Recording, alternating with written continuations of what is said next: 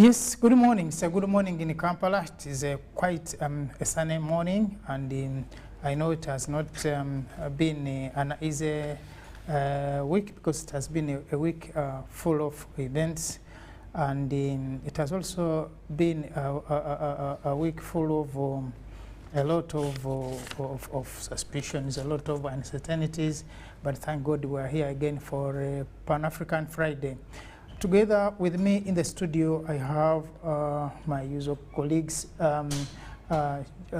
sister, they say I call her name badly, Tagali. I think this time I got it right. But also Ndugu Otuko.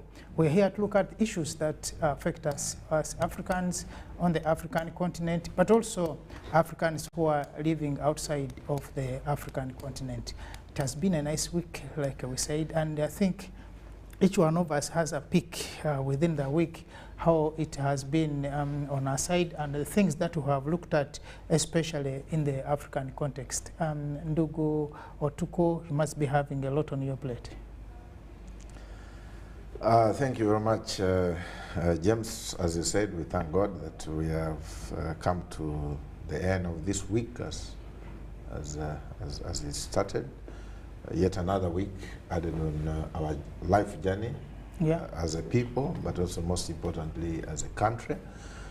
We had a national independence celebration at Kololo, but in my view it turned out not to be a national independence celebration. It was actually the East African Community Celebration Day, because the speeches that were made by our head of state, by the visiting heads of state, were very, very strategic in nature. Everyone was speaking about the integration, about the removing of the borders, and so on and so forth. So I think this week has been a week that has revigorated the spirit, the East African community spirit, that everyone in the region, including the new head of state of Kenya, and the Vice President of His Excellency Mwinyi of Tanzania, were all speaking the East African language. So I think it's a pleasure that we are now speaking that direction. Yeah, I think it's very important, like you said, especially for the community, the East African community, which eventually is supposed to move maybe in the East African Federation, something like that. Yeah. But where is the problem? Why are we so slow? In my view, I think we are not slow. If you want something better, you must craft it carefully. Rushing will also lead us to challenges. If you look at the historical issues that surround the East African community, there was a bit of a rush in the beginning. The idea was there, but the speed was so high. The idea was too good for everybody to fall in. So I think the speed at which we are moving, however slow it may be, is a good speed in a way if you want to build a strong organization. You must be able to take care of the diversity of the region. When you look at the region carefully, you realize that there are different cultures, there are different interests. The understanding of the federation or the community has not sunk properly. So you wouldn't want a situation where you are rushing, the elites rush, and you leave the masses not understanding. But if you carefully look at it now, however slow we may be, the masses have started appreciating the need for integration, and I think that is what is important. So the speed is important, the slow speed is good, so that we can have everybody on board. Yeah, but that's also important, because remember, even the first East African community, I think the speed could have been a part of the problem, but also the understanding of the stakeholders, the understanding of the leaders at that particular time. Yeah. Although Mzee Nyerere seemed to have given it his all, people like Kenyatta were dragging on their feet, because I think Mzee Kenyatta thought that when you integrate that fast, there was a lot that as a person he was going to lose. No wonder at the collapse, I think it's Kenya that benefited more from that collapse. But at the same time, there was the question even of Buganda. Uganda wanting to go in the region as an entity other than as the community within Uganda. So I think, like I said, there were a number of issues that needed to be tackled, but also time was not on the side of the arrangement. Though now I think with this we have learned a lot of lessons. Now if you are going to have the East African community, which is going to have the original 3 countries, now plus this other one that coming later on, I think we're likely to also have Ethiopia and Somalia joining in, is going to be the biggest, I think, community one in Africa, but also according to the statistics I saw, it is going to be only next to Russia, America, and China. But no, it is going to be bigger than Russia actually, but smaller, maybe somehow as compared to America, China, and India. So I think if we handle this community very well into a federation, stakes are high, but there's also everything that we need we have to gain. I know Rachel has a lot of thinking about that when we talk about that the Africans for now seem to be upbeat in this cooperation. She will tell you, but the Americans and others are watching. I can tap you from there. You're very right, and I think during the Independence Day celebrations, I was particularly gratified by President Museveni's observations that we've made many times on this show. He crystallized this matter. You asking, why have you been slow? He had no kind words. They were very pointed, by the way. He said, in his estimation, it is the parasitic. He called them the parasitic merchants who import everything under heaven. And then he said they're also the neo-colonial bureaucrats and academicians, as well as politicians. And so he said he has been waging a very spirited fight against people who represent totally different interests, but unfortunately they're occupying important offices among us. So the real reason, in my estimation, why we have not been making as much progress as we could, because remember, the East African project began as far back as 1967. Without the interruption, we would have made a lot of headway by now. In fact, the youngest of the major economic blocs is SADC. They only started their thing back in '92. But in terms of GDP, they're the highest on the continent. Their number of countries are comparable. Between ECOWAS and SADC, they have the highest number of countries. Groupings. Yeah, because I think SADC is 15, ECOWAS is also 15. Yeah, it is SADC is 16. Yeah, oh yeah. But the long and the short is that the issues that plague us all are the same. The people who don't think as they should, their mindset is firmly locked in another space. They plan for us. Actually, the president talked about these planners, these African planners who are busy crafting strategies and policies and very high-sounding theories that have nothing to do with our interests. So those are the chief challenge to this East African project, and indeed the African project. Okay, that was his idea. So what was your week like? The week, it wasn't such a bad week. We didn't expect it to be bad either. It was okay, in short. Yeah. One thing that I was looking at within this week was at least for the case of Uganda, the signing of the computer misuse into law. And many people have come to say, well, of course, the usual, because the government of Uganda is becoming dictatorial, and that's why they are signing some of these laws, because the government does not want people to have the freedom of expression. And I'm saying, wait a moment. What is this freedom of expression, at least what I learned in the journalism class? That in any case, if it is to do with the freedom of expression, the professionals in that field know the boundaries, the ethics. But really, if you are going to use this, what you are now coding as a freedom of expression, to announce people dead, to ridicule people, to celebrate their death. Yeah, to celebrate their death. Is this the freedom we're talking about? So to me, of course, there were other three bills that also were signed in law. But I was of particular interest in this one. Because when we look at countries like the Arab Emirates, why they are in the Chinese?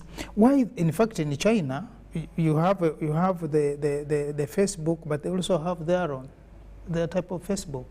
You have the Google, they have their own. Purposely, it's because the society must be orderly and must have the respect. But if we are going to use the social media to do, I wouldn't mind you abusing the government. Fine, you go ahead, do that if that is your problem.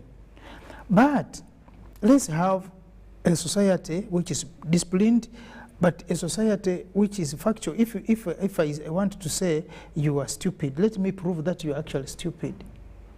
So for me, this law has come at the right time when people need to be disciplined. You don't have to wake up. You know, sometimes you look at these pictures that are splashed. You have an accident, and then you have pictures of victims splashed all over the place.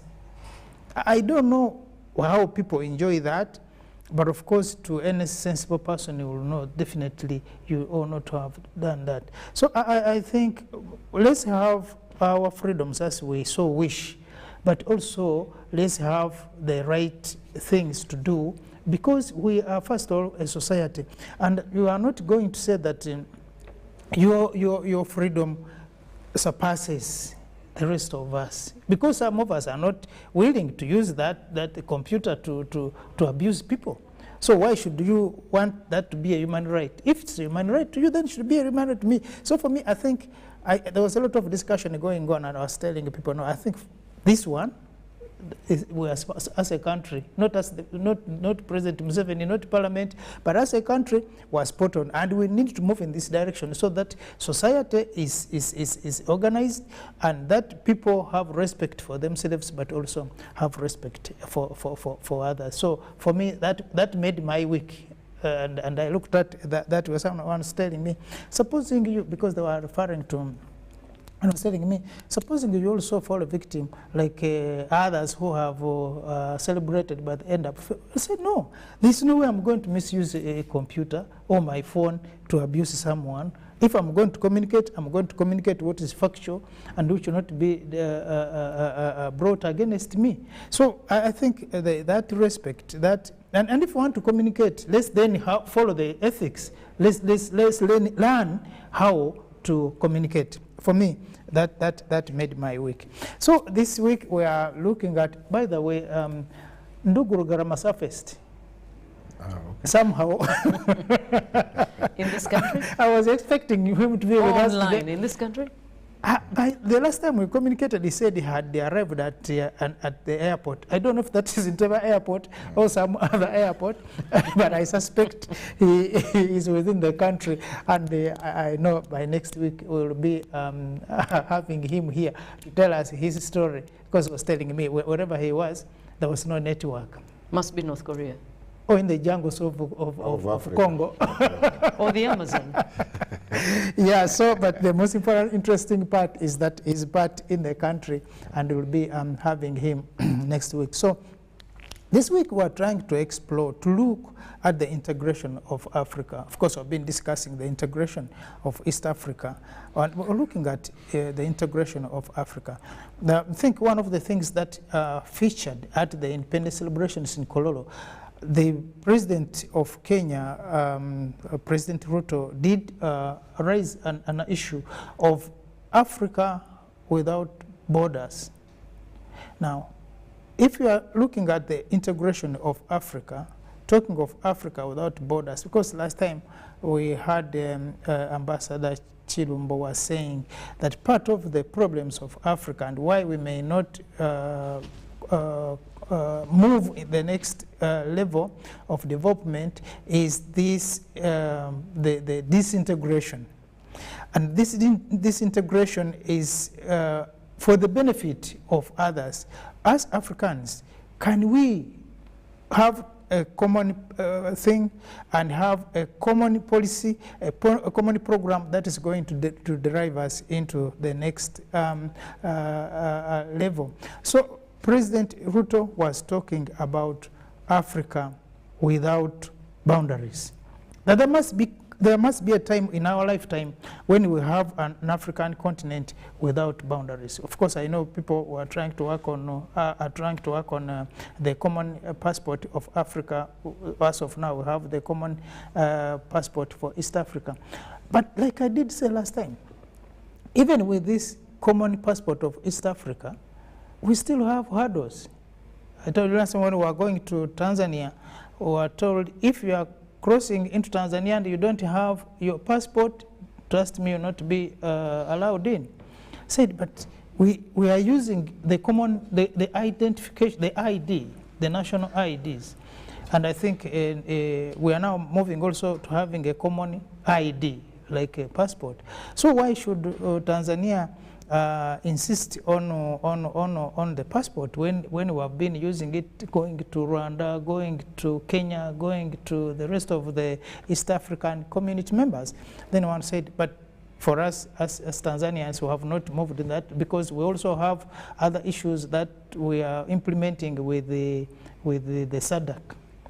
So if we are moving, like you did put it, to, I mean, maybe not slow, but strategically.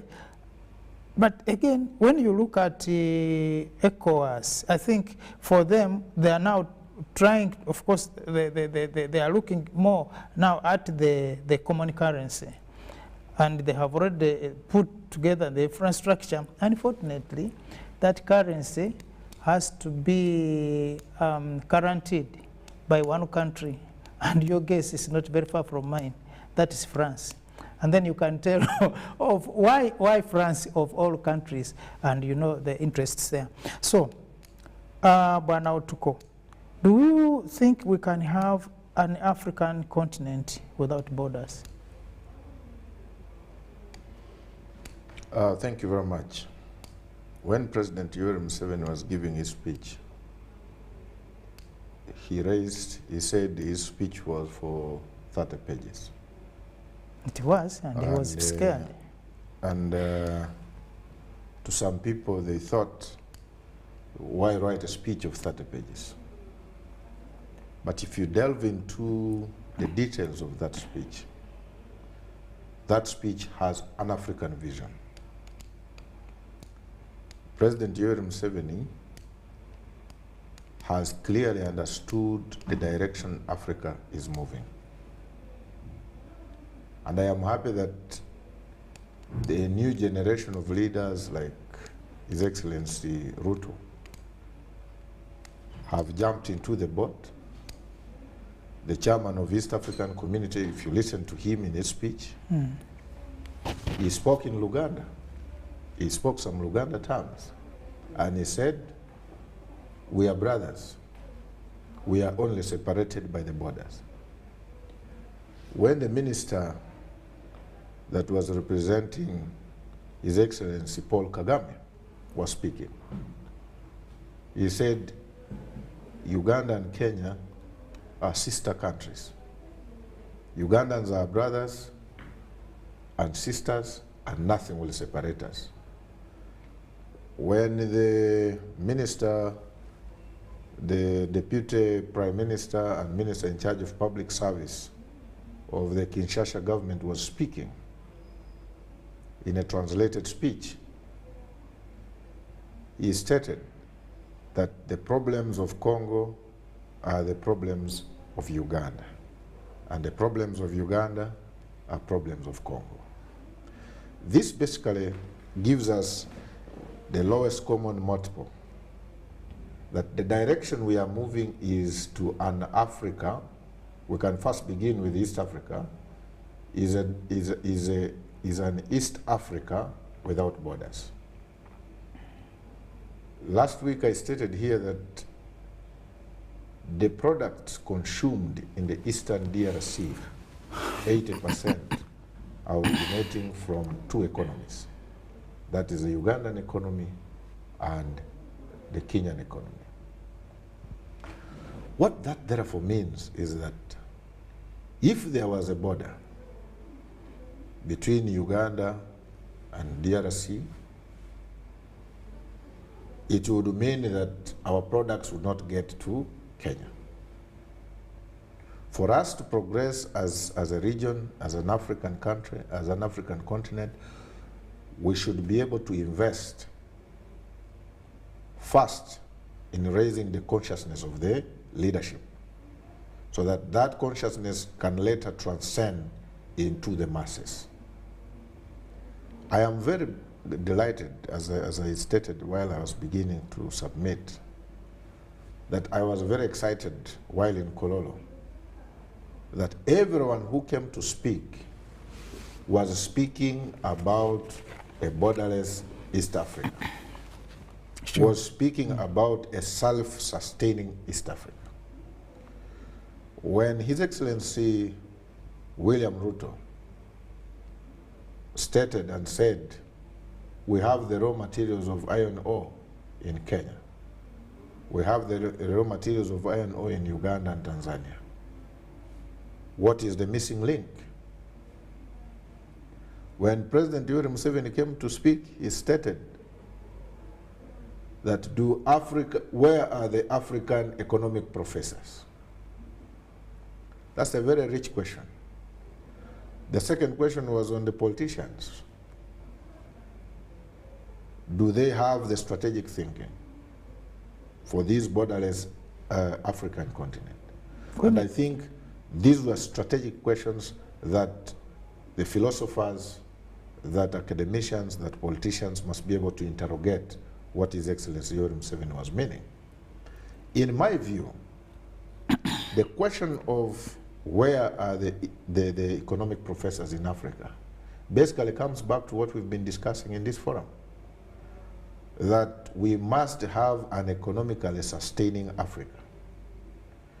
We have all the raw materials, we have all what it takes, the human resources. We have been training engineers for so many years.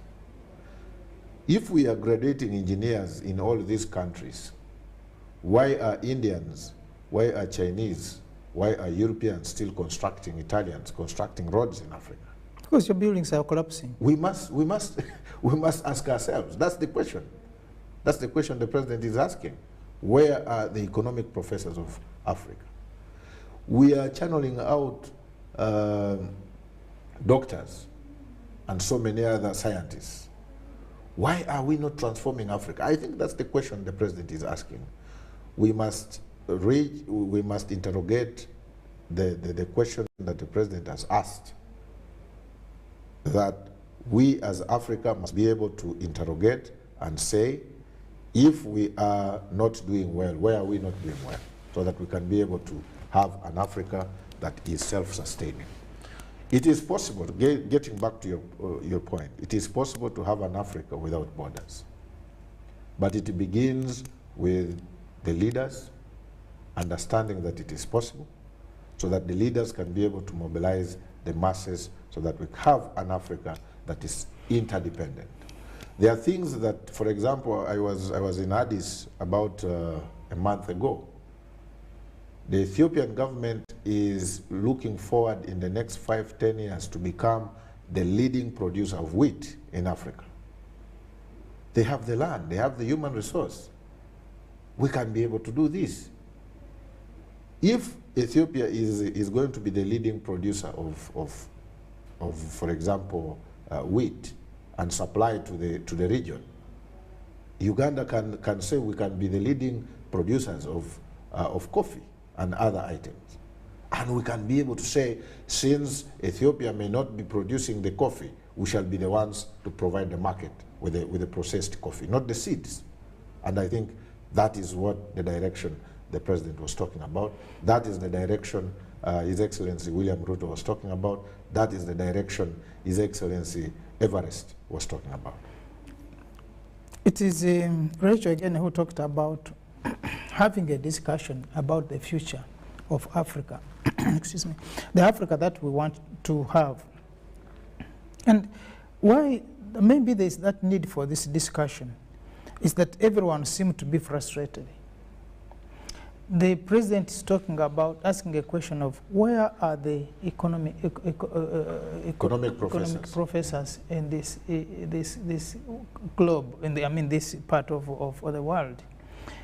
But you sometimes also interact with the academicians, and they are saying we don't influence policy much as they are supposed to inform decisions in policy.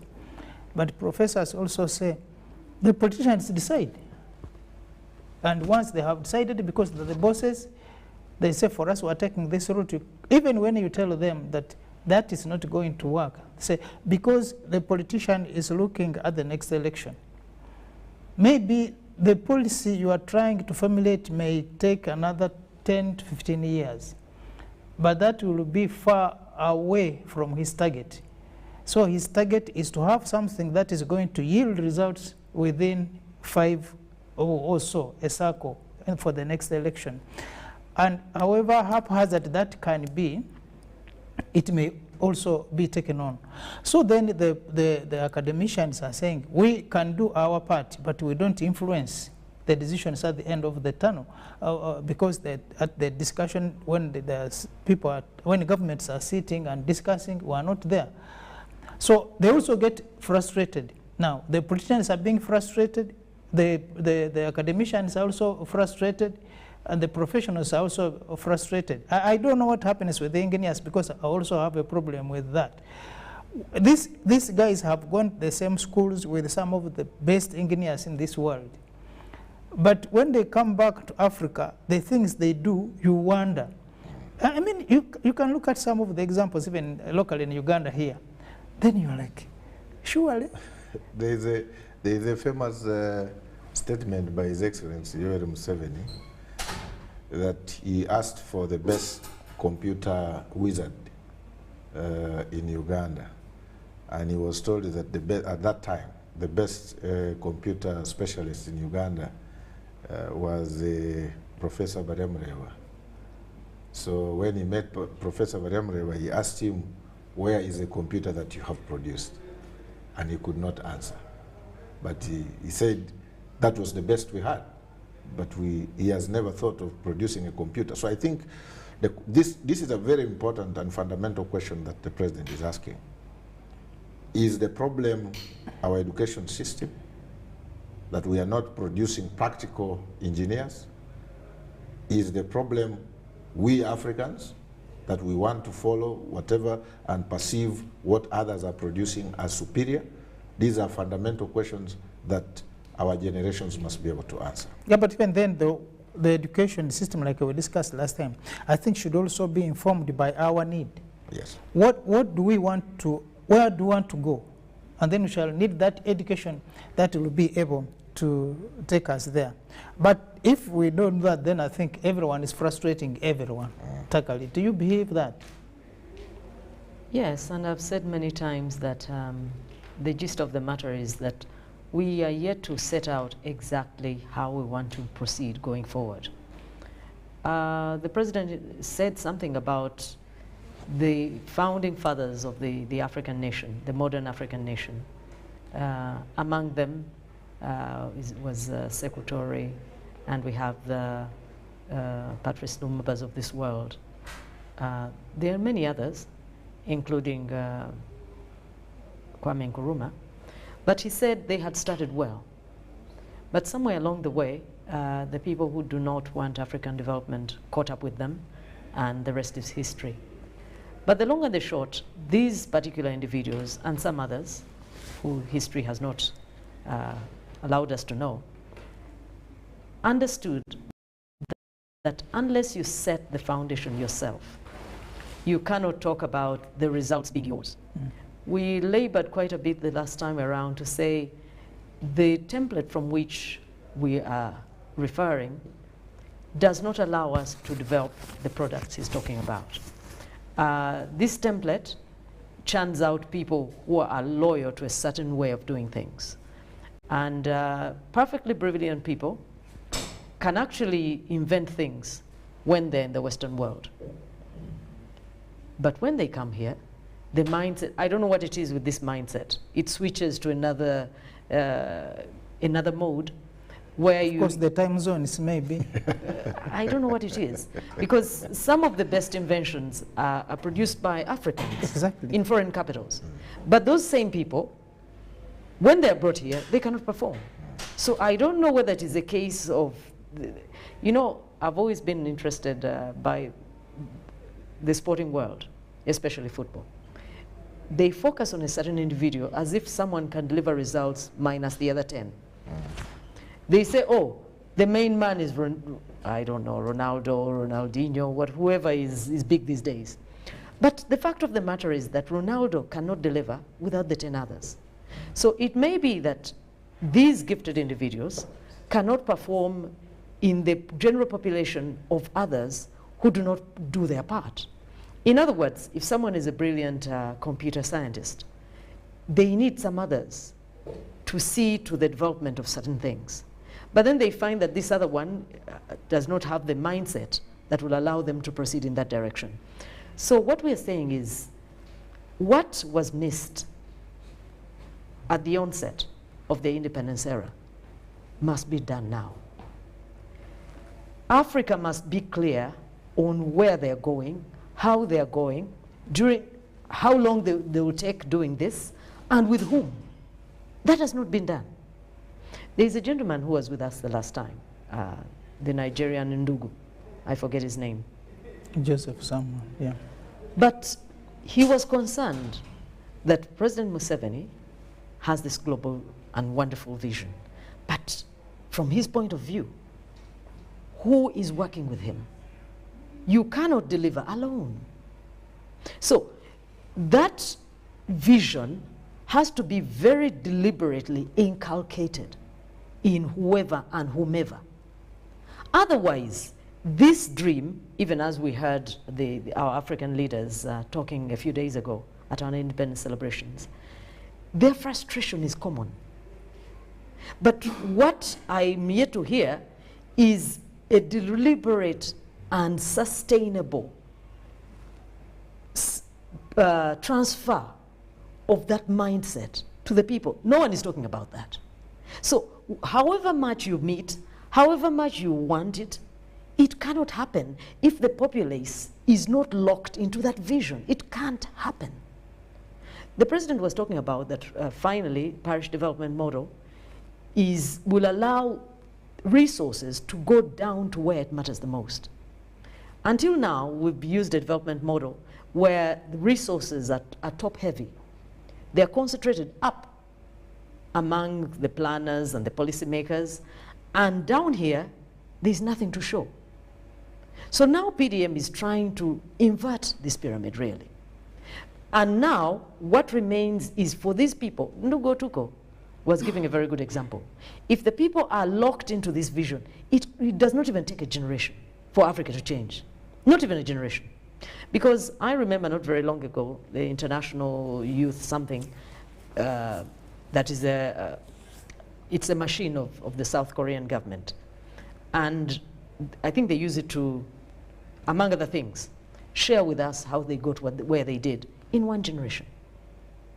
And of course they talk famously about the fact that at independence, we were at a similar level as South Korea. Actually, we were higher. Okay.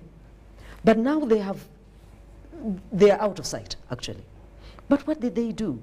They deliberately set out exactly how they're going to do this and with who. And I remember the man who was sharing in this very auditorium, the South Korean, and he was saying at that time they did not have the medical personnel, for example, to sustain the healthcare vision that they had. So they allowed their people to go to Germany in particular. They exported people, and those people returned to Germany in droves, from Germany, in droves, with a very high level of understanding concerning how to transform themselves. We don't have that vision, Mr. Mutu. Yeah, but also exporting people to Qatar and others. But it's not a vision. It is me trying to do something about my home, my family. These house girls, when they come back. No, it is not the same. This one is about being able to buy 20 pairs of shoes. Right now, I can only buy one. It is about being able to buy 20 dresses. Now I can buy one. That cannot transform a nation. If you're sending these young people, let them know that the vision is to see that every last one of you are 1,000 young women living tomorrow.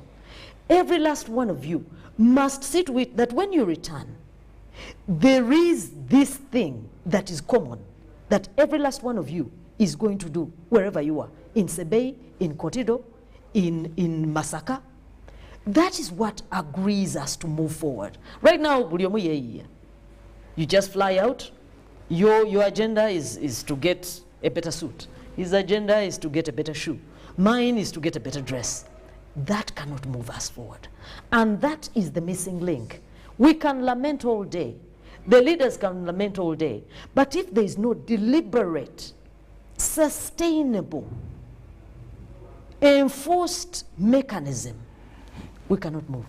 Because when you are looking at these issues of economic empowerment, as a country, I think it's not that we don't have the resources. No. I think the problem has not been on the resources per se, but the mindset. When we get these resources, what do we do with these resources?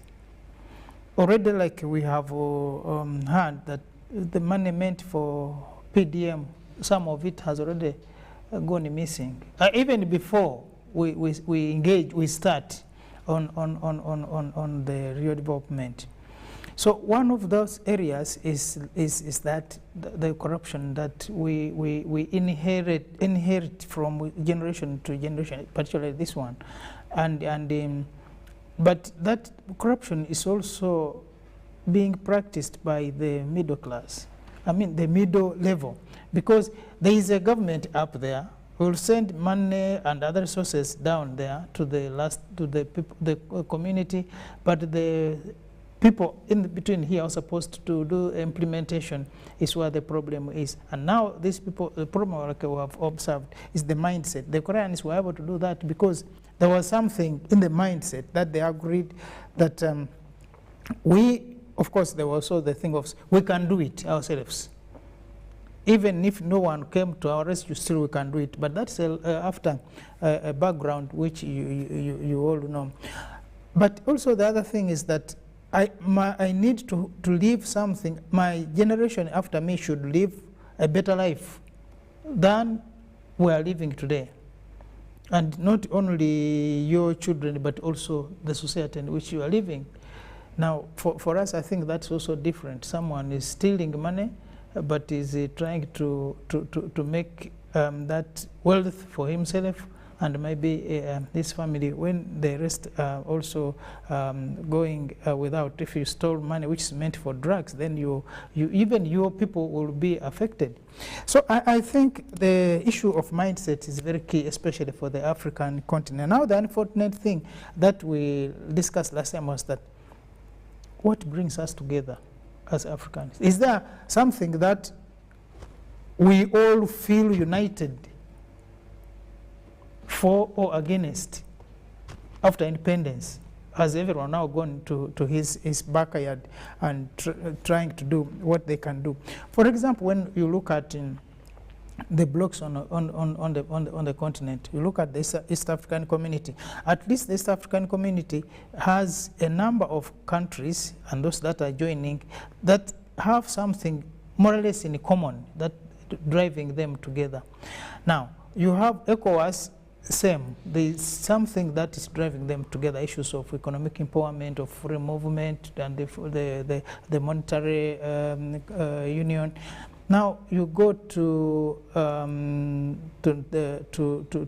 ECOWAS doing that, and SADC is doing that. We have another group of Africans in the North Africa. Now that's, I think, where we have some of the biggest problems, because unlike these other three compartments, how do we now, how does the rest of Africa relate with the Northern Africa? The Northern Africans, some of them feel more European, some of them feel more Arabic, but also there's also the bigger problem of Islamization and Arabization. So then some of them feel they have been isolated from the rest of Africa, but also some of them, I think, like within that bloc, even within the ECOWAS, there were countries that don't seem like they need to be there or they are forced to be there. So I think the issue of belonging also is very important and key on the African continent. Because finally, when you look at most of the East African, the community of the East African, the South African, and the West African, they are looking at everything common, especially the welfare of the people, the common currency, the common market, the common everything. And this about, like, West Africa has about 300 and about 50 million. I think the same to South Africa with the same number. I think the East Africa, which is a bit maybe. But do we have something in common that can be as a driving force upon which we can base our ideology? Can we, for example, have a unifying ideology within these blocks that can drive us to achieve the things that we are talking about? Or we shall still continue blaming the West for doing this and for doing that, even years after they left us to handle our issues, and we're still doing the same. But also, the other big problem that we're having are the last time we discussed about the civil service, the academicians, the people who have gone to school and are supposed to give direction to school. I mean, to various schools of thought. But we also have a problem of the political class. Are the politicians thinking the same way that the African founding fathers thought? Are they working towards the same aspirations that the founding fathers of this nation worked for? I think that's also where the problem is. Much as the President Museveni was expressing his frustration with the academic class, there's also the frustration by the political class. When you look at, for example, let's look at, bring it back home, for people who are agitating that if we want to have democracy in Uganda, in quotes, then the West should stop funding Uganda. For this case, they were saying the West should stop funding Museveni. It's like Museveni who is Uganda. Now, when you look at that, of course, reality is that whether the West gives money to Uganda for development or doesn't, Museveni will not go hungry. And Museveni will not die. But there are people who will die, and that will not be Museveni. There will be the ordinary Ugandans who will not be able to have medicine in hospitals, who will not be able to travel for health services, who will not be able to go to school. So I think for the political class, it is also good to, like we were talking, that there must be a mindset. We say, we have issues with the President Museveni, for example. If you have, fine. Can we sit down within the frameworks of the East Africa, of Africa, and we sort out our issues? Because at the end of it, when we go to the Western capitals, accusing each other, we're just playing back into the traps that are already set. Tomorrow they will support you, they will put you there, they will puppet, you will be their puppet, and when finally you are not dancing to the tune, they will remove you and put another one. So the problem, I think, is more complex and big, but even with this, the academic class, some of these people are taught in these countries, but with a specific idea that they have to promote when they get back there, because no one is going to give you their sponsorship and they sit back to leave you to go and do your things. These sponsorships are tagged to particular issues. Well, last time Nduguru Garam was talking about the Monsantos, and I think it's one thing that is also getting hot in Nairobi, because President Ruto has said for them they are okaying the production of GMOs. It has triggered a lot of debate within Nairobi and the elite class. So most of the people who are promoting the GMOs in Africa, against even our own, are the people who have been trained by these people in the West.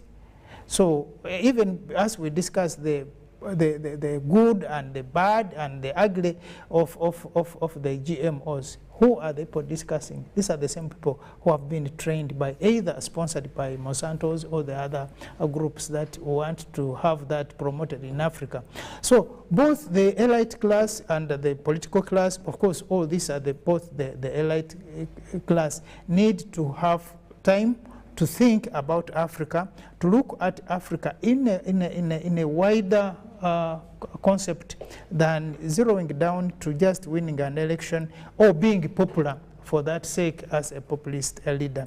But I think there's a lot that we need to look at that, and when we come back, we are going to look at these issues. How does Africa come together? How do we integrate the South, the North, the East, the West, the Arabic, the Christian, the French, the English? All of this needs to be looked at, so that as Africans, if we can leave those shells, then we shall be able to maybe make Africa a better place for all of us. When we come back, these are some of the issues, viewers, that we are going to be looking at, and we definitely will have your participation at some point to have your views to contribute to this program. Don't go away, we shall be back shortly.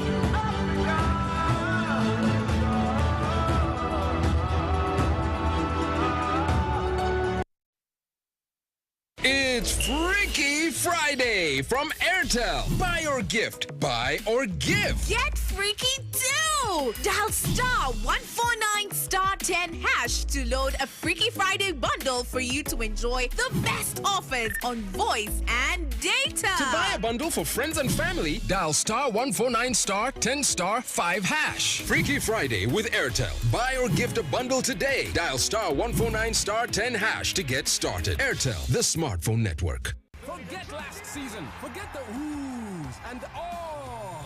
Forget every moment that stole the show, because the real show is here on GoTV. It's the new season. It's action-packed, and it's going to be non-stop football. With over 1,000 games from more than 7 leagues and cup competitions, plus a World Cup. Make sure you get the best seat in the house this new football season. Get a GoCoder with 1 month of GoTV value for only 25,000 Uganda shillings and enjoy non-stop football. GoTV Uganda. Love it.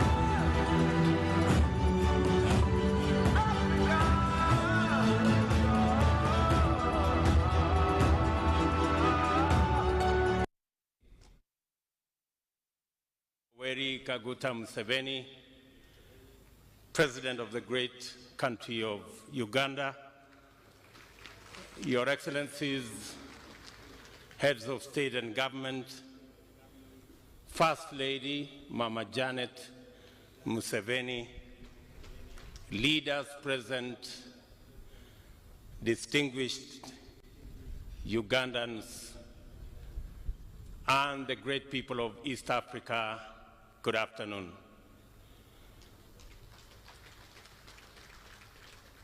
First, I bring you greetings from your brothers and sisters in Kenya, both Kenyans and Ugandans and East Africans.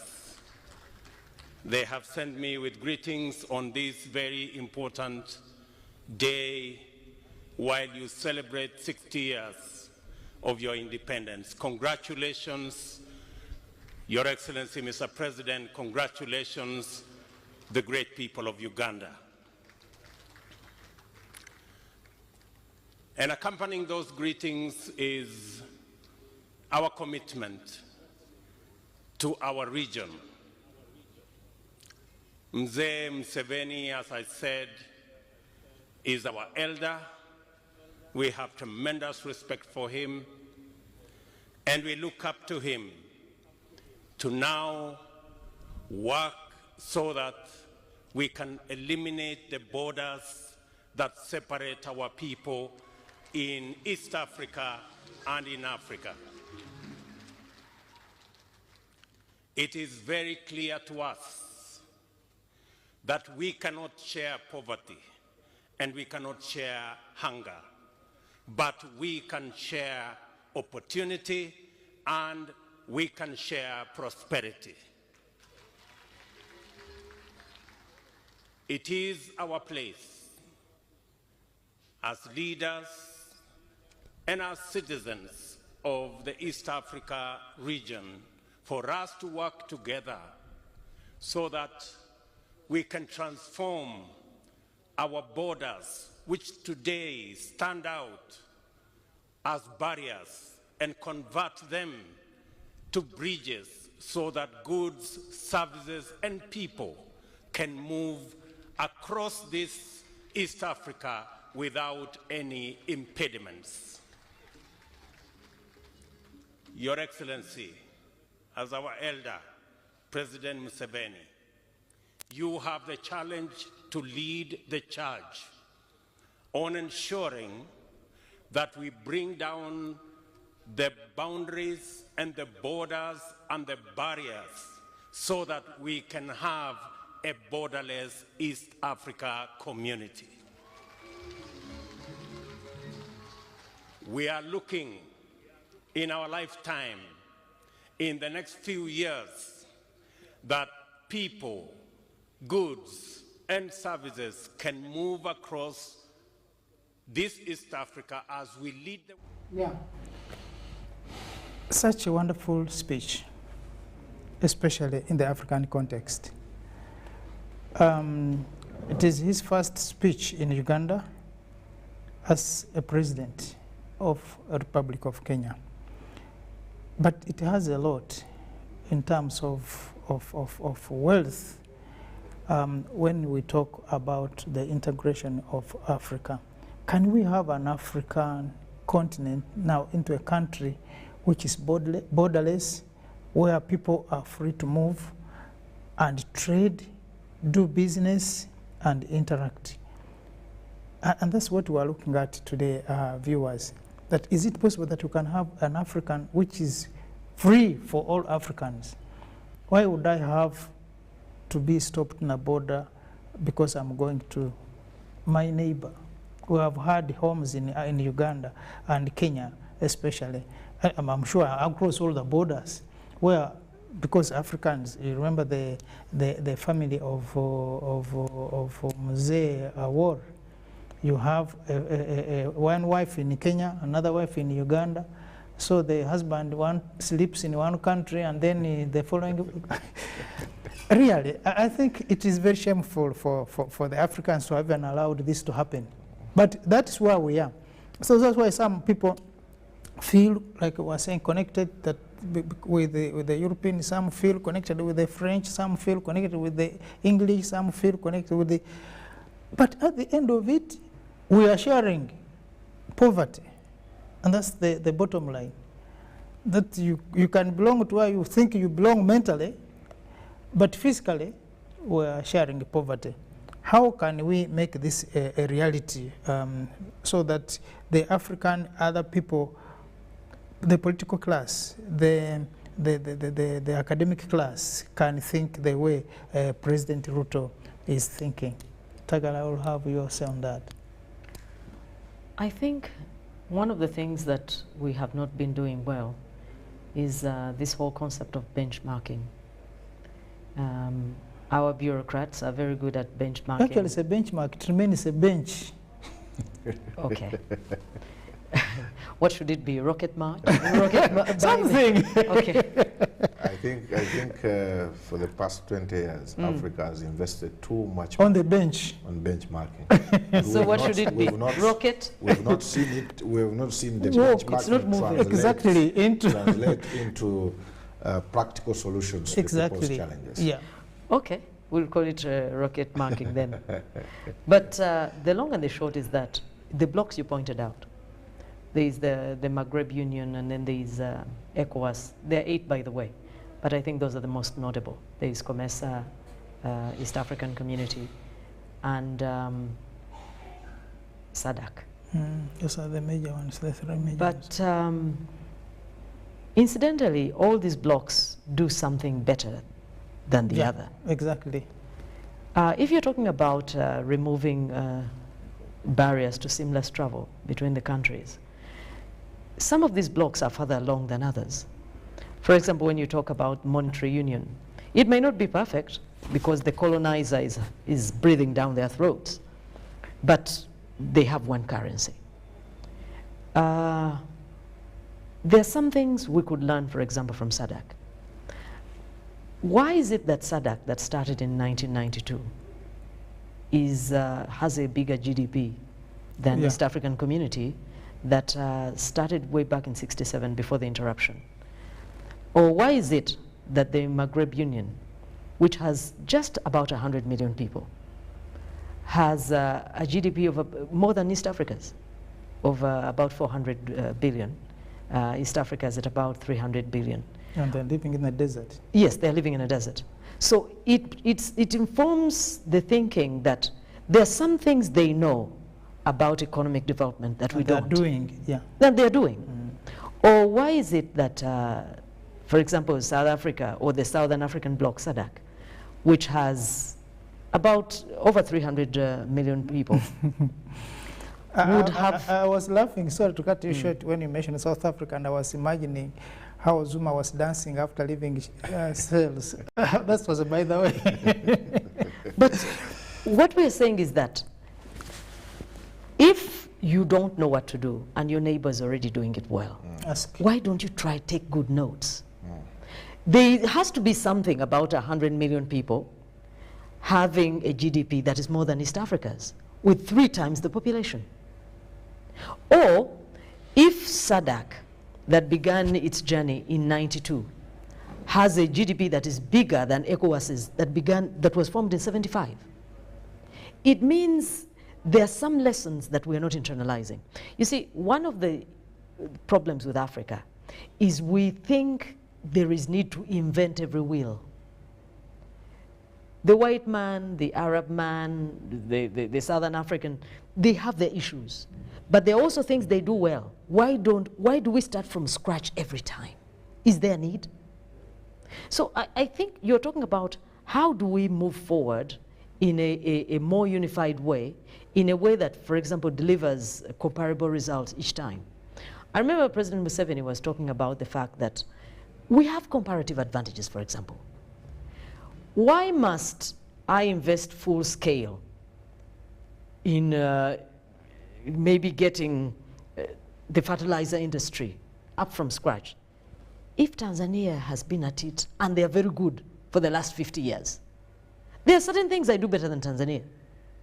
So I think that would shortcut our distance to where we need to go.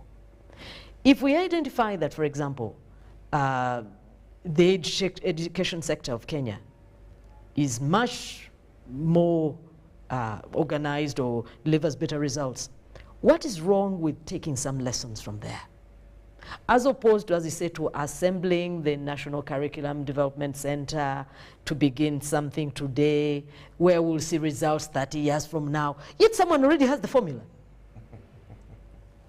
I'm not saying we need to do away. I know Mr. Otuke may think, do I need to do away? No, no, no. I'm not saying Uganda should give up National Curriculum Development Center. But there are some needless things that we do. Kenya, well, not Mr. Ruto, but some of his, these neo-colonial bureaucrats in Kenya, they woke up one day and said, you know what? There is no way that, that Uganda could be producing this much milk. We've been next to these people all these years. My friend, they must have perfected a certain formula. You may be having more history of how to develop the dairy industry, but if the people of Western Uganda in particular have collapsed the time to produce that much milk in 10 years, stop talking, just go and take notes. That is where the missing link is. Okay. So that also, again, goes back to, other than the capacity, but also the education that feeds into the machine that will be able to provide more information to both the elite class, but also the political class, and also the production class. Mr. Mututa, I think I went roundabout to try and say that we need to look for things that will save us time. That are practical. We are so hopelessly behind time. There is no need to start everything from scratch. If you can leap onto something, a rocket, that has been in motion for all this time, let's do that. Yeah, but the people, you again said we have to go slow because then you have to learn. No, that was him. Do you believe so? No, no, no. That is not. I'm saying we are desperately behind time. That was him. I think I need to clarify something. Why was I saying the slow speed is good? I was talking about the East African Federation. Federation, as a political federation. As a political federation, or even the community itself. Why the speed to be slow? Because you must deal with the foundational issues. Because when you rush, you may not be able to address those issues later. We must deal with issues of culture, issues of interest, issues of understanding why the East African community is important. So if you don't deal with the foundational issues early enough, you actually need more time to deal with foundational issues so that when everybody is on board, when they have understood the importance of the federation, of borderless East Africa, borderless Africa, then we can be able to increase the speed in other areas of politics, in other areas of manufacturing and economics. But the most important thing, the foundation, you must take your time when you're building the foundation to avoid cracks in the future, so that we can be able to have a strong block again, that cannot easily collapse. Building on her point, then there is also the thinking that I have seen this there are certain accidents that you may not anticipate until they happen. Yes. So when they happen, then you perfect. That, I think this was a mistake. We now need to perfect. It is also possible that one could also reason that why can't we move fast and then we handle the issues later as we move, as they come up, because some of them may not even come up. That's how you have seen buildings collapse in Kampala, because you are rushing them. So there is need to deal with critical issues, critical ideological, philosophical, and strategical issues that we are faced with. Maybe if I could add on that, you asked very fundamental questions when you're speaking, and so what unites us? Do we have the political people thinking the same way? I want to answer it in three ways. When you listen to His Excellency the President while he was speaking in Kololo, and I think in the last 10 meetings, he has kept repeating, 10 speeches, he has kept repeating three fundamental issues that he talks about Africa must deal with. He says Africa must deal with the issues of philosophy. Ideology. The question of philosophy will help us understand what is around us. Today, when you speak to the leaders in the East African region, they are highly conscious about the issues that we are faced with. They are aware about them. They know the root cause. But the question will be, how do you deal with them? That takes us to the point number 2, the question of ideology that the president is talking about. Yeah. So we must now start dealing with ideology by ensuring that we massively do orientation of the African people, of the East African people, to understand the importance of the borderless Africa. What does the borderless Africa mean for a local person? That can only be answered through ideological consciousness, ideological mindset change, mindset sensitization, trainings, and so many others. So in other words, the president is simply saying that Africa must now sit back and look for resources to invest in raising the consciousness of the people. Much as the leaders, the philosophy is addressing the question of the leadership, the academicians, they are aware.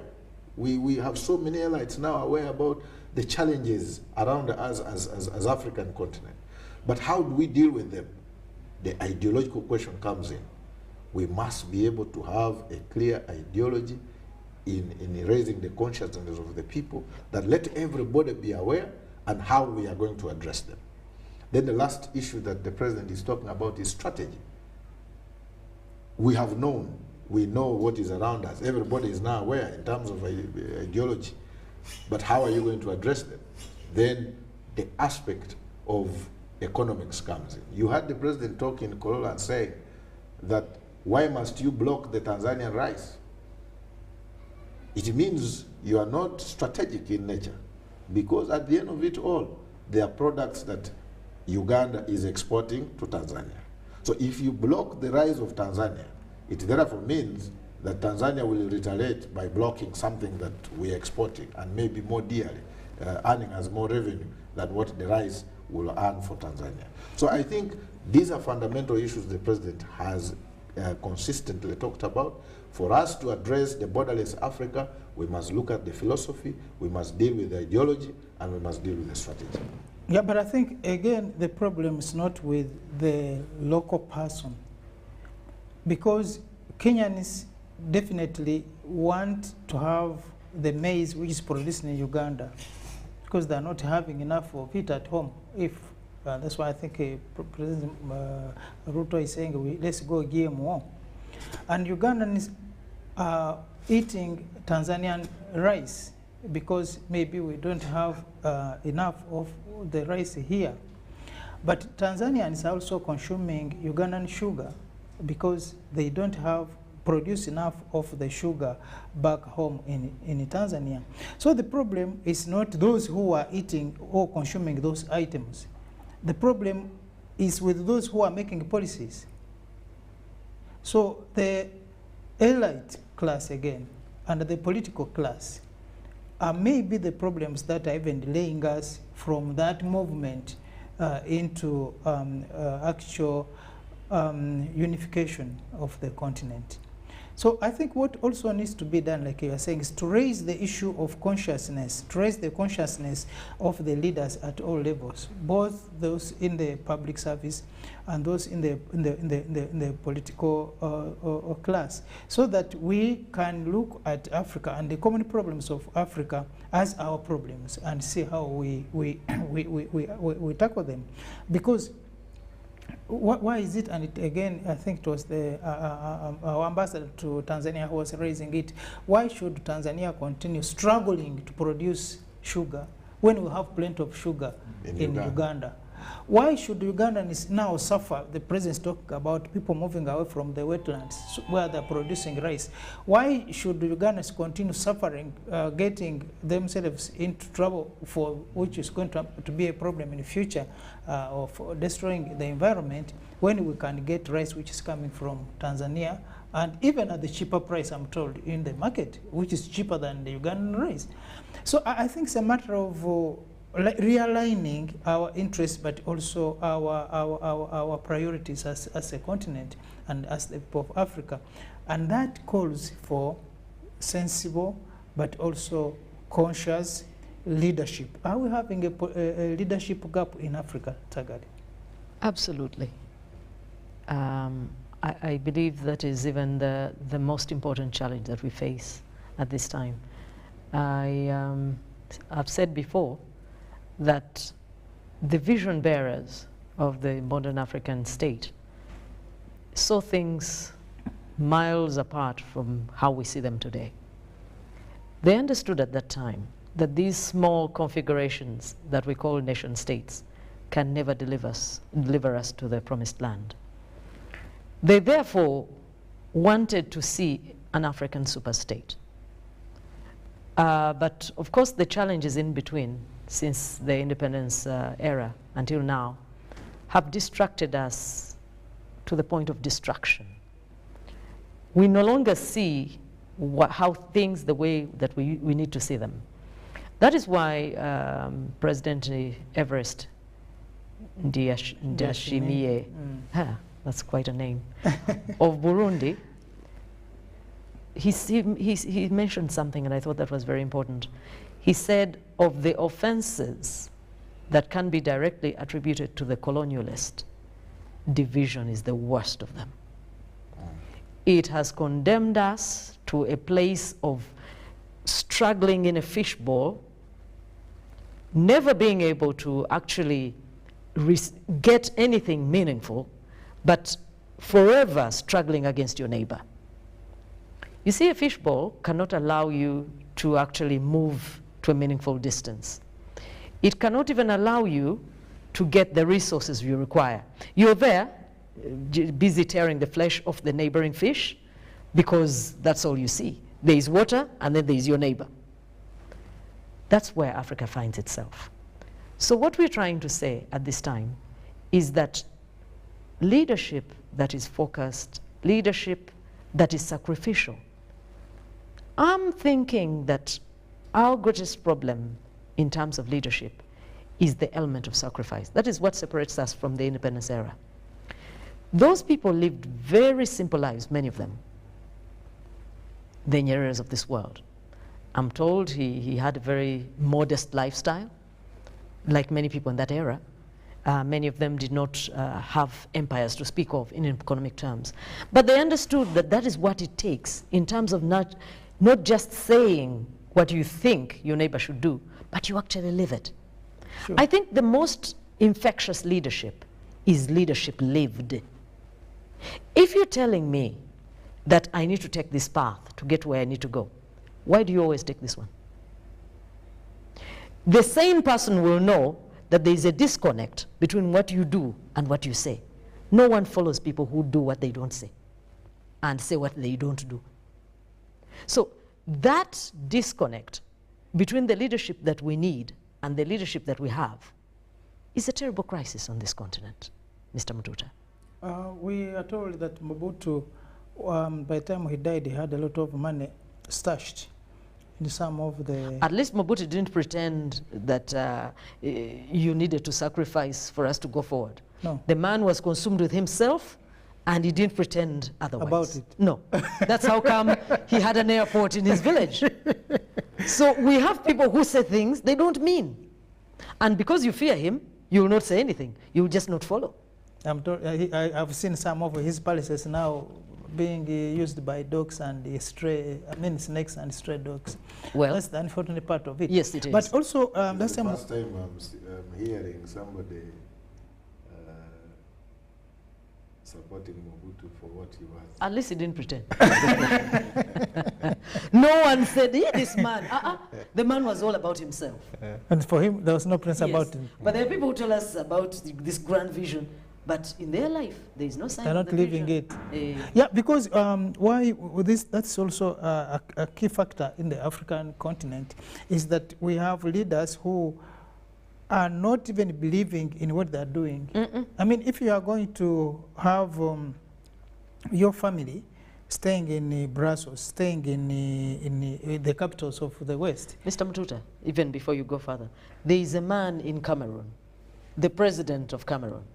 The man spends most of the year in Paris, in France. I'm He's a told visitor in his own country. in his country. Yes. I'm told. But every electoral cycle, he comes and wins. Now, who is to blame? That's The another absentee matter. president. The man lives in France. So you don't blame him because people still want him. By being away, still there is. Well, you that's your remember, opinion that they want him. the other president also who went for a Zoom meeting in the UK.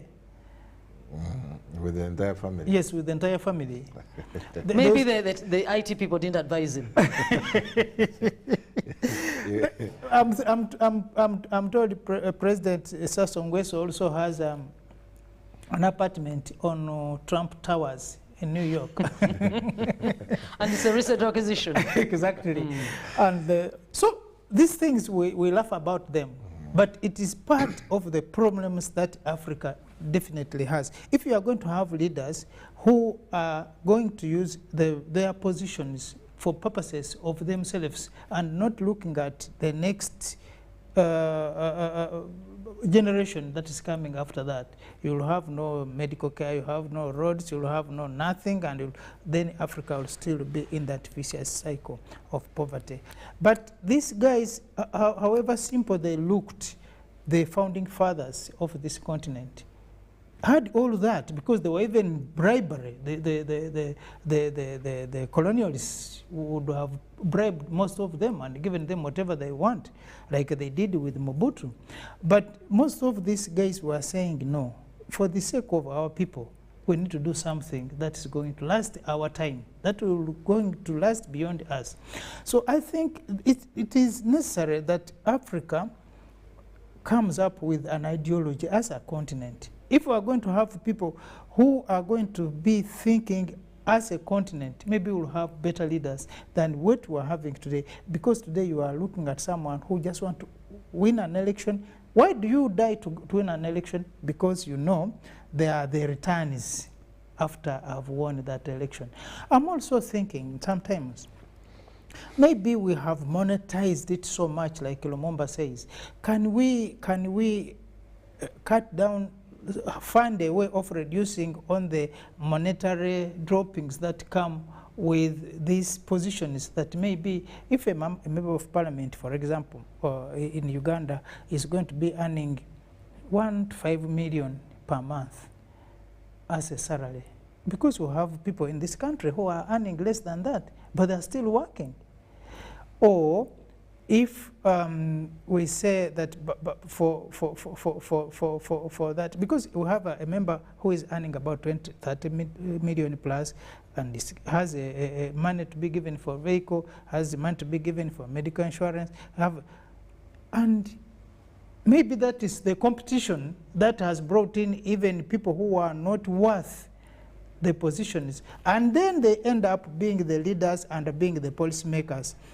Now, imagine you have a person who is chairing your committee in the parliament, for example, but when it comes to issues of that you are because we have seen this happen in other countries, to be a member of, for example, on Foreign Affairs Committee of UK, US, and some of these countries, I'm not saying they're better off than we are, at least some background, that when things are being discussed in the committee, you also aware about what you are talking about. And this sometimes that in Africa we are missing, because we have seen people, because you are working with what you have. What people are voting, they're bringing for you is what you are going to work with, even if they were absentee MPs or absentee president, like Ndogo has said. So I think the other thing is also to look at the political integration. I know the academia is a bit integrated. They sit together and discuss. But can we also have at one point political parties that are common in Africa? That you have this political party in Nairobi, you have this political party in Addis Ababa, you have this political in South Africa, thinking the same. Maybe that will help. But now each area has its own fagi. Each area has its own people. Gentlemen, I think, and ladies, we have a problem. But now, Tuko, can NRM now also have a branch in South Africa? Yes. NRM has branches everywhere. I know Zuma was very good. Does it include South Africans also? It has, NRM has branches everywhere. And how? The idea. NRM is not about the color, the party, the idea. The founding father of NRM has been championing Pan-Africanism. That's an NRM idea. Many people have joined the struggle for Pan-Africanism. We've just spoken about what the presidents were speaking here in Kololo. Who has given them that orientation and direction? The NRM leader, founding father. He's been consistent for the last 35 years. He's been very consistent about this.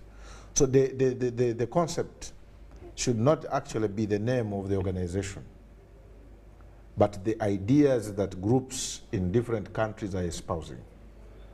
If we are talking about socioeconomic transformation in Uganda, is there another movement in Kenya, for example, in DRC, that is talking about socioeconomic transformation, that is talking about how best we can be able to salvage our suffering population from the abject poverty that they are in?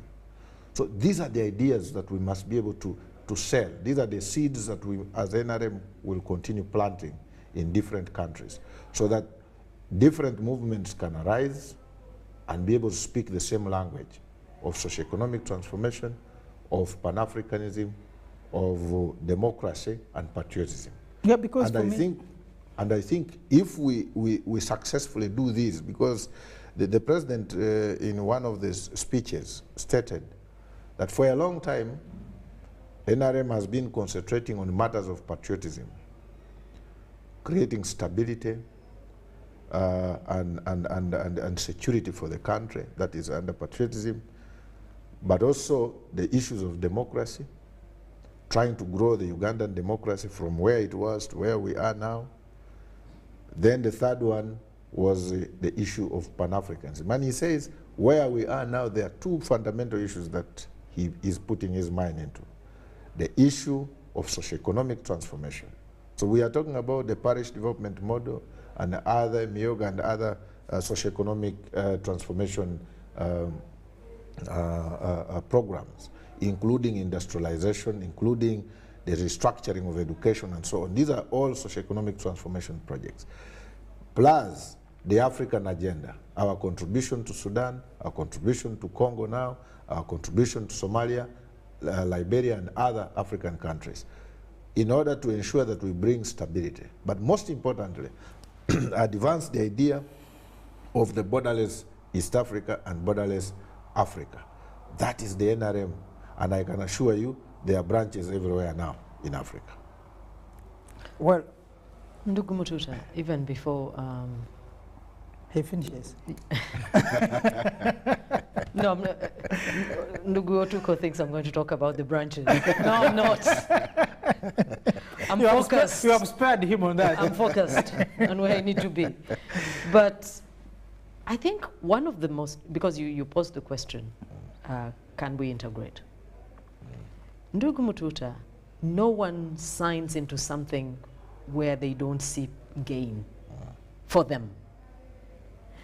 One of the things that Ndugu Ruto, or do they call him Raisi? Raisi. No, Mheshimiwa. Yes, was talking about, for example, he said there's been a way of doing things among the business class, where before you find out if there's a local source, you already placed your order in Belgium, yet that thing is very available in Tanzania. But one of the things I'm thinking that could hasten this integration in practical terms is if nation states really deliberately sought answers to their needs in the bloc. If that was a priority, then Kenya would understand and Sudan would understand that it is in my interest to loosen this border siege so that my rice can urgently get to Kampala, because it is in his interest. But the reason why we put up these barriers is because we don't see what the real urgency of the matter is. If, for example, by the fact that you critically examine the transformation of a village, maybe in Hududa, and they were transformed because Kenyans have zeroed in on the Irish potatoes all these years. If you talk of Bududa, during a mini era, there was a ban on coffee being sold in Uganda. So they happened to open a market in Kenya near the border called Ichebkube. Yes. Then all the Ugandan coffee ended up there. Okay. So there was no, whether Amin lived in Uganda for the next 20 years, the Bagiso wouldn't mind because they had a reliable supply of the basic resources, needs that they needed. So you are spot on. So this project, and I think the slow nature, don't mind Ndugu Tuko. Of his branches. The slow nature of the East African project has been that the Wananchi don't see much in terms of their own gain. Once Actually, they see a direct link. To put it even next to that, is that Wananchi may have seen that because, like we said, they consume these products, but the elite class, the political class, may not have seen it because if it happened so fast, some of them will not be there. There is a difference between consuming. There is a difference between your community being translated because of what Brother Ratoro keeps buying from you. There's a difference. So once you appreciate the fact that because now the people of DRC are the ones taking most of my coffee, the incentive to loosen the grip of the borders, it becomes an urgent issue. The policy. Very much so. It is the momentum here that will push these intransigent people who are in the middle to actually loosen their hold on the people of Africa. That's true. So when we gain in terms of progress or movement on the ground, concerning exactly how my relationship to Kenya transforms my life, the borders will sort themselves out. So the relationship has to be mutual and beneficial. Especially to the small man. Exactly. It is the small, because one of the reasons why politicians are beholden to the small man, they know the power of the small man. Should the small man fully lock into the equation, that is what East African neighbors mean to him, those borders will go by themselves. Okay, that's true. So sometimes they may collapse with the They'll time. go by themselves. But for now, that's the irony which we are faced with. He wanted to put something across. Well, maybe I just want to agree with her, but also somehow disagree. When you go to Kasese, for example, or Kisoro, you will appreciate the importance of loosening borders. If you went to Busia, you went to Elegu, you will be able to appreciate. Because many Ugandans, for example, have had their lives transformed by the border trade. That's why the border thing started. Exactly, by the border trade. If you went to Elegu, most of the fresh food crops, fresh foods supplied in, to South Sudan, to Elegu, where is it coming from? The tomatoes, the onions, the cabbages are coming from Mbale.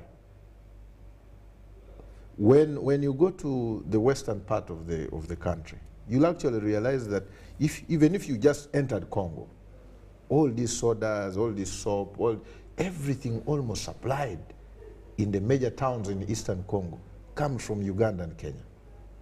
So in other words, the community is moving. The community is moving. The border, but here in the middle, here where we are, we don't appreciate this. The problem is in Katakwi, is in here in Mbale. We are far from the equation. Buganda. We are far from the equation. We are not understanding this. We don't understand. But the citizens that are living at the border points have understood the importance of the integration, because the challenges they go through in doing trade are actually limiting them from becoming better traders.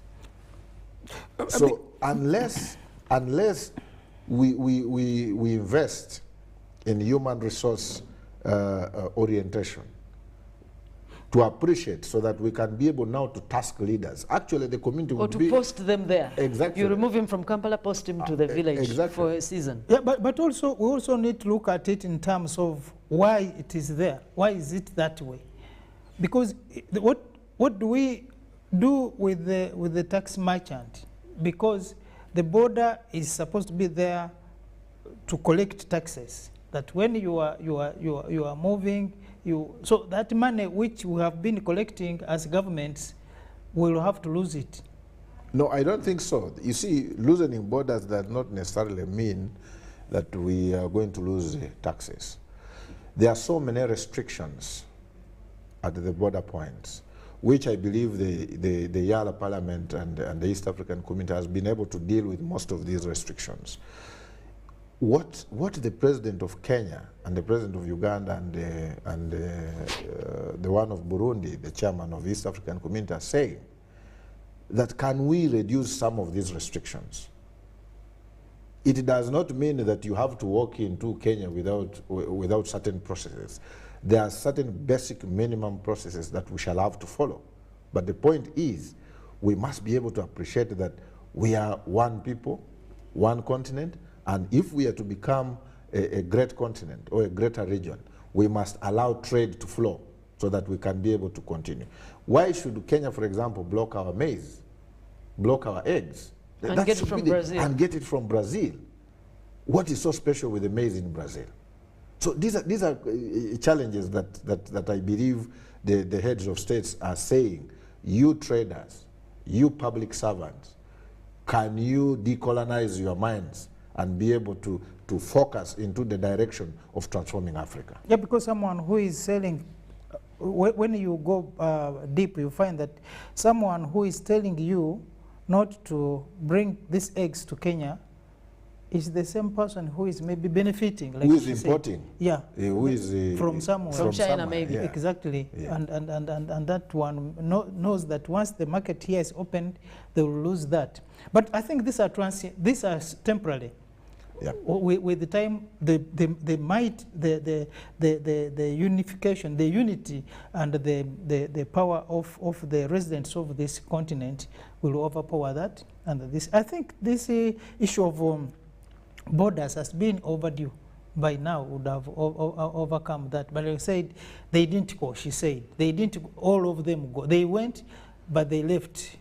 The collaborators. They went with the keys. The bodies went, but the spirits remained behind. Exactly. Very much so. Yes. Yeah. So once that the issue of leadership is addressed, like you now have seen a positive president of Kenya, and you have other presidents on the continent like that, to be able to ease some of these tensions, and the borders, once they are opened and the Africans are able to do the trade, the intra-trade, will then boost the volumes of trade on Africa. Of course, the other issues was that, like, which we raised last time, the president talked about it. Why should we be importing furniture from India, from Dubai, from which has no wood?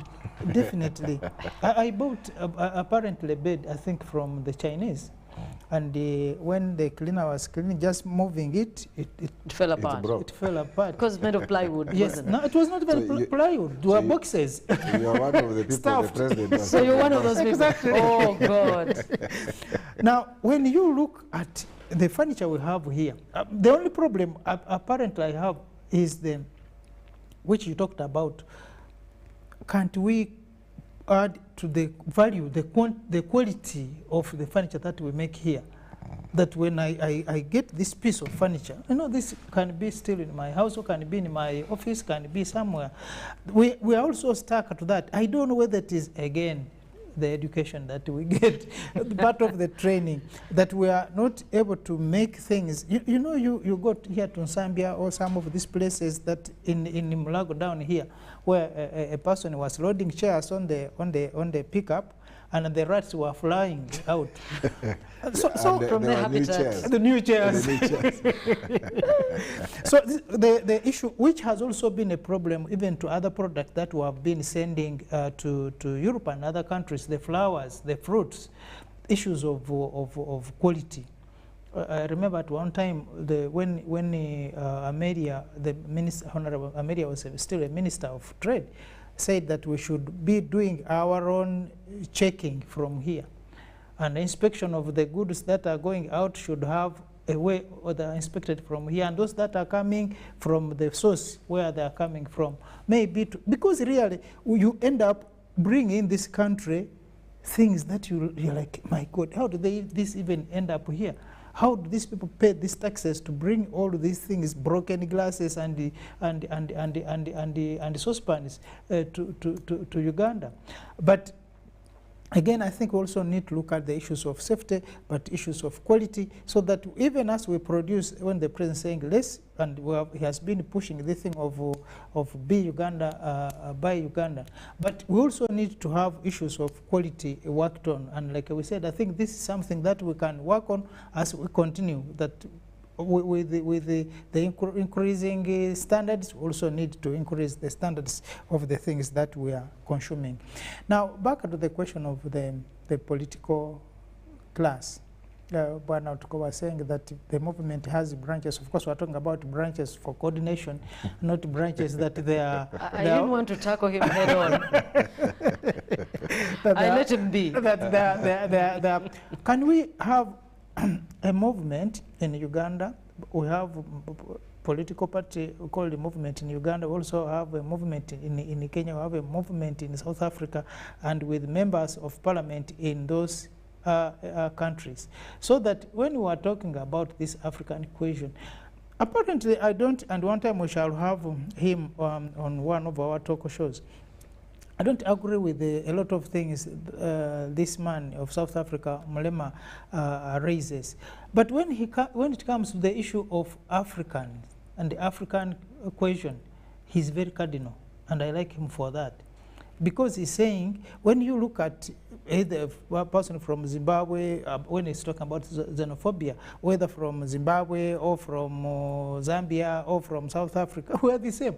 We are suffering the same diseases. We are suffering the same poverty. So if there is a way we come together, we would rather work together than thinking that this one is from this way, this one is from this, and it has been really quietly recorded by President Ruto when he talks of we are sharing poverty. So there's no way we are going to come out of this, like I want to say, the quagmire, if we are not going to address issues that really are cardinal to our existence. But I think, do we think these blocks are going to move us faster, or they are also curtailing us from moving faster, to have a whole Africa as united and free in movement in terms of people, goods and services for the whole continent? I think there is potential to move faster, but I think it depends on the speed of the vision catching fire. Yeah, like we have to go slow as we study. That's Dugo Tugo. That's not me. I'm saying we are so far behind the start line, there's no time for slow progress. That one passed us. A generation ago, that is when we should have been slow. Right now, it's an urgent situation. That's why I was talking about if we can find ways of shortcutting the process, where, for example, when our people go to medical school or our people go to the teacher training colleges, you don't reinvent teaching. You build on a body of knowledge, some of it from Europe, some of it from Asia, and you start there such that your training is collapsed into 3 years. But really and truly, if you are to invent teaching, all the technicalities, it will take you a lifetime and beyond. All the strategies, all the sensitivities, the psychological framework. So I am saying, in the integration process, in the political world, it should also be the same. If we study, if we internalize, appreciate what For example, SADC is doing well already. There are some things you don't have to redo. Once SADC realizes that you're an important partner as East African community, and I know they do not, because one of the reasons why Tanzania is notorious in some instances. For when it is convenient, they say we are more SADC. When it's not convenient, they say, we are now East African. When you say, but why are you not doing the EC thing? They say, oh, we're also SADC. When SADC says, they say, really? Those things, they should be able to understand that when you're a member of the East African community, you're not at variance with the ideals of SADC. But it is because that vision, it has not been realigned. The interests of SADC, they are not seeing them reflected in East Africa and vice versa. Yeah, we have even countries like Morocco, which has been jumping out of and in of ECOWAS. So there are people like that. When it is in the morning, they say now I'm ECOWAS. In the evening, they say now I'm Arab. The interests of the Arab are the interests of the Black Africa. Exactly. The day we realize that we don't have rivalries as economic blocs, we only have common interests in our total welfare, we'll begin to move. Actually, one of the things that we need talking about shortcuts, I think Africa is to shortcut into the next level, is the issue of infrastructure.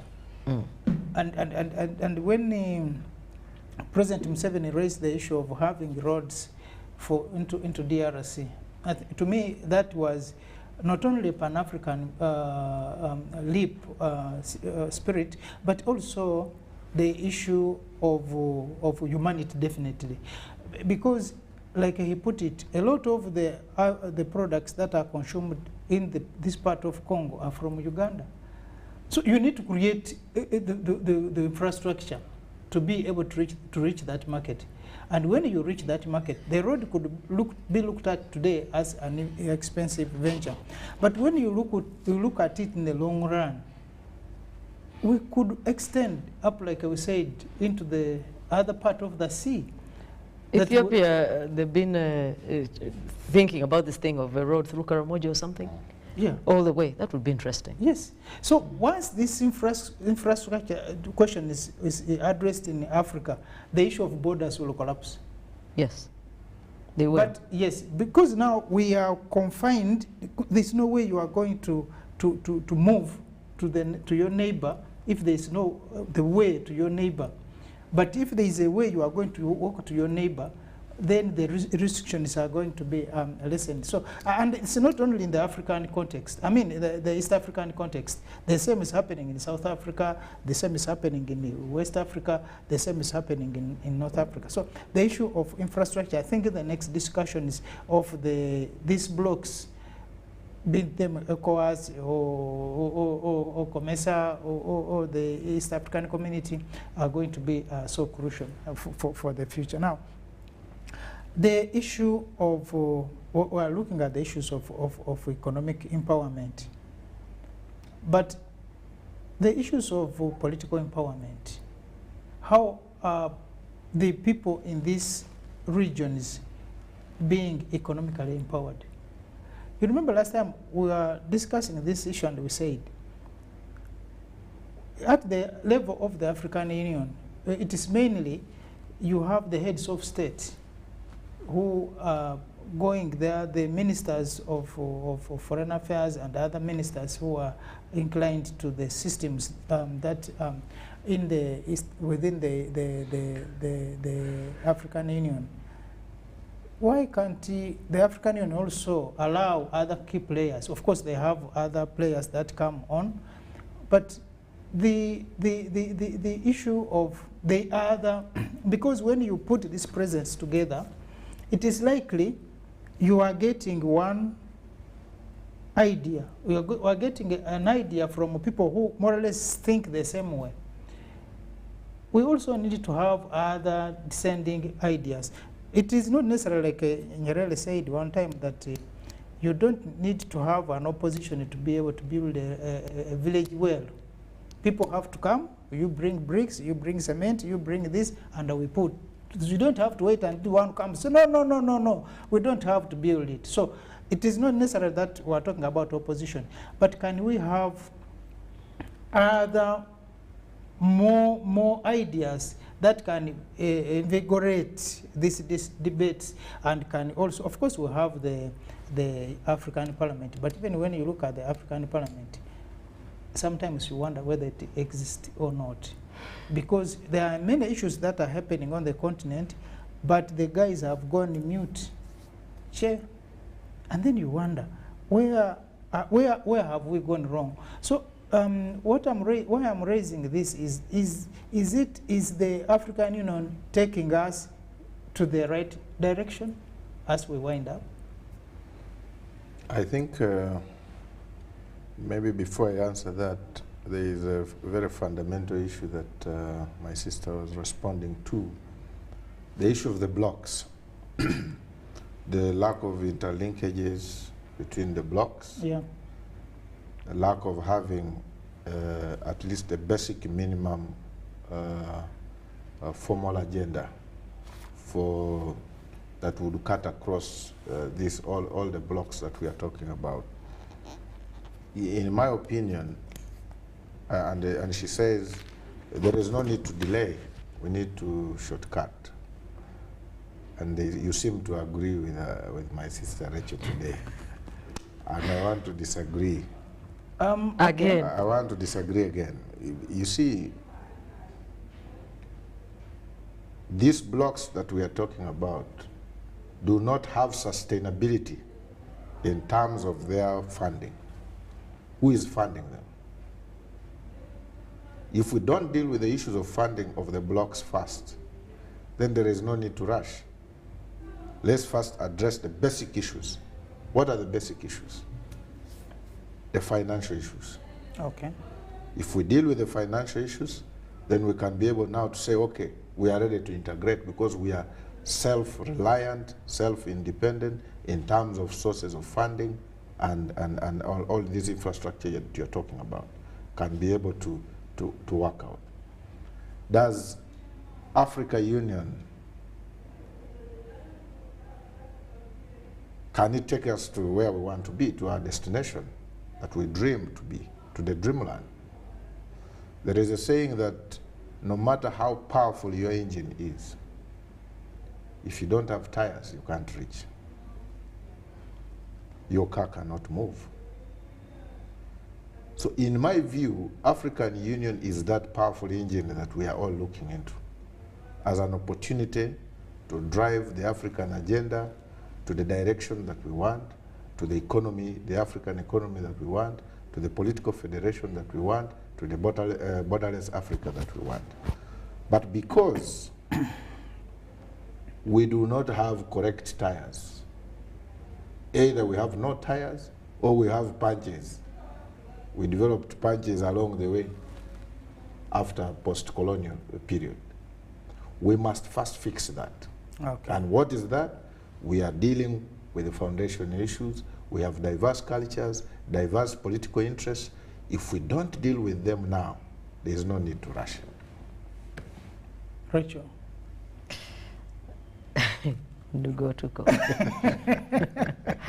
Okay. I still maintain that we are very much behind the starting curve. I'm not really talking about reckless endangerment. No, yeah. I don't advocate that. But we all drive. We know that if you're on an open stretch of highway and you're doing 80, you're not exactly slow, but you're not rushing either. That is the speed I advocate. You can go to 100. Okay. Yeah, you can, even 140. But I don't advocate 140. Neither am I advocating 20 like my brother. But what I'm saying is, if we identify those things that can help us along, I'm very much about not needing to reinvent every wheel. The political formations, the economic formations, the social formations, there's some lessons that are already being practiced by some other people and well around us. Why don't we dig into their experience base? That's really what I'm saying. Yeah, thank you so much. The viewer who has been with us for the last almost now 2 hours, and we are now coming to the close of this program. I know there is more that need to be discussed when it comes to African issues, how whether we should move so fast or we should slow down the speed as we wait for others to. There was a saying in Uganda that we are going to not wait until some people begin doing certain things. Just don't name them. I don't remember. But definitely Africa is moving. Whichever speed we are moving at, we are moving, and we sure that in the next maybe 10, 20, 30 years, we are not going to be at the same pace, at the same place where we are today, when the right things are put in place. We'll continue being with you next week, same time, and we think you will be with us. A lot of people have sent in their views. We have not been able to get them, but I think we'll come with them next week as we begin this program of Pan-African Friday. Thank you so much, and thank our technical team that has been with us behind the cameras. Until next week, be saved, be blessed, and be with us. Continue watching UBC. More programs are coming in, so please don't go away. Thank you so much.